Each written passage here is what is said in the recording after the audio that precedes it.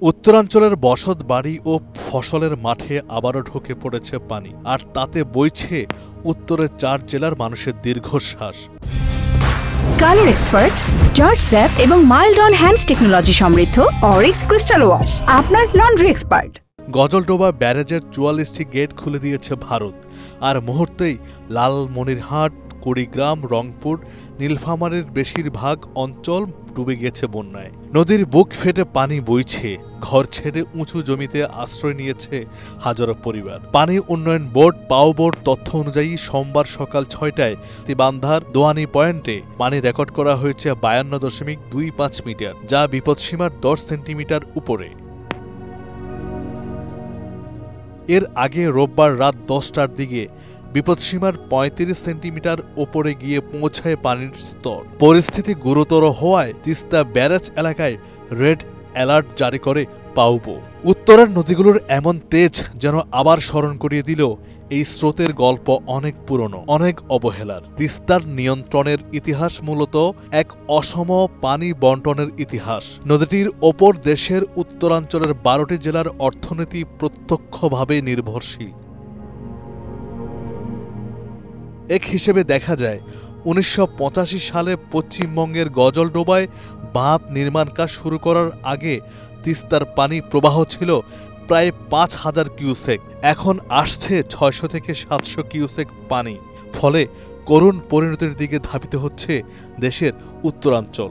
গজালডোবা ব্যারেজের কারণে তিস্তা নদীর করুণ দশা উপলব্ধি করে বাংলাদেশের পক্ষ থেকে বারবার তাগাদা দেয়া হয় তিস্তা চুক্তি করার জন্য।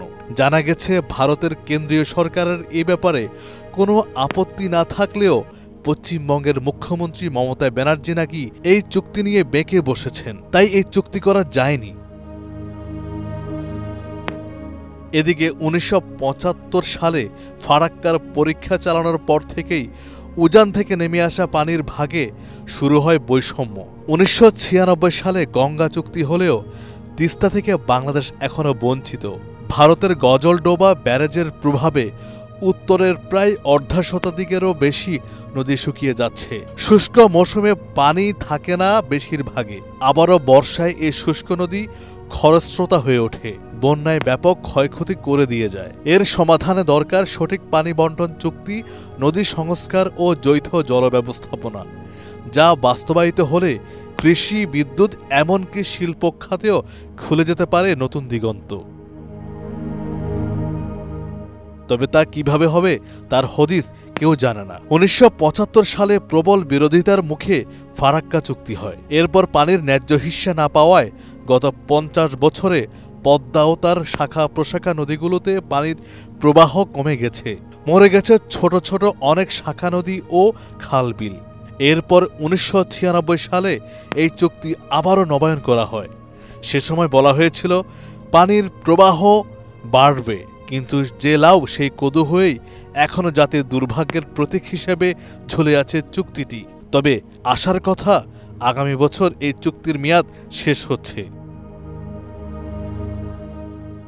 এখন দেখার বিষয় দেশের রাজনৈতিক দলগুলো কি বলে, কিন্তু তারাও এই বিষয়ে নিশ্চুপ, মুখে কুলুপ এঁটেছেন। কিন্তু বেশি দিন আর হয়তো এই কুলুপ এঁটে থাকা চলবে না, নইলে উত্তরাঞ্চল হবে এক বিস্তৃত মরুভূমি।